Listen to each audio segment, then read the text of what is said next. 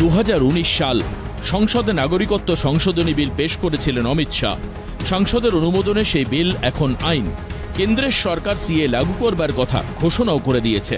ফের শুরু হয়েছে সিএ তরজা। সীমান্ত লাগোয়া ভোটমুখী বঙ্গে অন্য মাত্রা পেয়েছে সিএএ। মুখ্যমন্ত্রী মমতা বন্দ্যোপাধ্যায় প্রথমে হুঁশিয়ারি দিয়েছিলেন বাংলায় লাগু হতে দেবেন না সিএ। বুধবার বাংলায় তার প্রথম নির্বাচনী সভা থেকে অমিত শাহ বললেন, কার সাধ্য কেন্দ্রের আইন পরিবর্তন করে। ये मोदी सरकार का कानून है, इसमें कोई परिवर्तन नहीं कर सकता। और ममता दीदी, आपको जितना विरोध करना हो करो।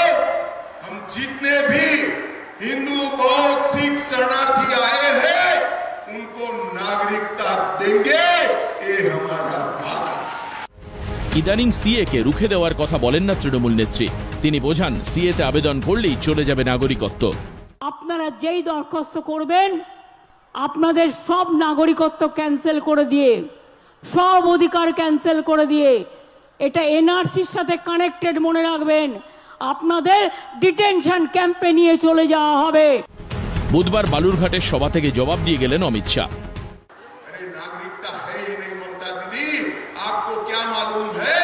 मैं आज आपको कहने आया हूं, डरे बगैर जितने भी शरणार्थी आए हैं सीए में एप्लीकेशन करे। किसी पर कोई केस नहीं होने वाला है, कोई मुकदमा नहीं होने वाला है। সিএ নিয়ে মমতা বন্দ্যোপাধ্যায় খেলছেন ধর্মের তাসও। অমিত শাহ দাগলেন পাল্টা তোপ। যেই আপনি কে দেবেন আপনি আমাকে এনআরসি করে দেবে। আপনারা আপনাদের ধর্ম মতো বিয়ে দিতে পারবেন না, ধর্ম মত অনুযায়ী কিচ্ছু করতে পারবেন না। बंगाल से हिंदू सिख बौद्ध शरणार्थी आए हैं, उनको नागरिकता मिलती है। आपको क्या तकलीफ हो? एक और घुसपैठियों को लाल जाजम बिठाकर स्वागत करती हो, रोहिंग्या का स्वागत करती हो। ধর্মের ভিত্তিতে দেশভাগের পরিণতিতে ওপার বাংলা থেকে লাখো লাখো মানুষকে নিজ ভূমে পরবাসী হতে হয়েছিল শরণার্থী। আশ্রয় নিতে হয়েছিল এপার বাংলায়।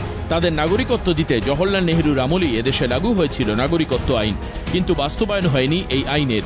তাই গত শতাব্দীর ৮-এর দশকে বাঙালি খেদাও পরিস্থিতি তৈরি হয়েছিল অসমে। অন্য কোথাও কোনোদিন হবে না সেরকম পরিস্থিতি, তার নিশ্চয়তা কোথায়? সেই সময় রাজীব গান্ধীর সঙ্গে প্রফুল্ল মাহান্তের হওয়া চুক্তির ভিত্তিতে সুপ্রিম কোর্টের নির্দেশে কয়েক বছর আগে এনআরসি হয়েছিল অসমে। প্রায় ১৯ লক্ষ শরণার্থীর ঠাঁই হয়েছিল ডিটেনশন ক্যাম্পে। সিএ না হলে আজও তাদের হয়তো ঠাঁই হতো ডিটেনশন ক্যাম্পেই।